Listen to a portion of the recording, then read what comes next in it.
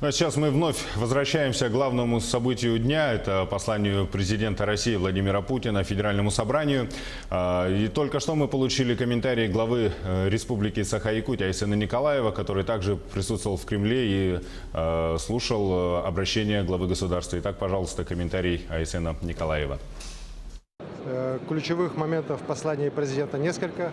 Первое – это, безусловно, новые меры поддержки социальной семьи с детьми, программы борьбы с бедностью, увеличения доходов населения. Они очень важны для нашей республики, особенно вот те меры, которые будут реализовываться в части поддержки семей с детьми от 3 до 7 лет, в части повышения материнского капитала, в части возможности уже выплат материнского капитала на первенца в семье. То есть это достаточно революционные подходы. И, конечно же, для нашей республики, которая всегда отличается высокой рождаемостью, я считаю, что эта мера еще послужит еще дополнительным стимулом для того, чтобы многодетных семей у нас становилось больше, во-первых. Во-вторых, чтобы термин «многодетная семья» не становился, к сожалению, синонимом «бедная семья», что до недавнего времени у нас, к сожалению, это было.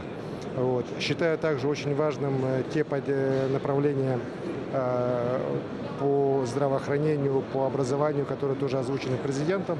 Считаю, что для нашей республики это абсолютно важно, абсолютно нужно. И в этом направлении те шаги, которые мы сегодня предпринимаем, мы видим, что они, в принципе, в русле как раз федеральной программы. Ну и, конечно же, очень большой пакет озвучен конституционных реформы. Увеличение роли парламента, увеличение роли регионов, усиление роли Государственного совета. Считаю, что это все, конечно же, должно быть обсуждено. Ну и, конечно, эти меры, они на самом деле назрели.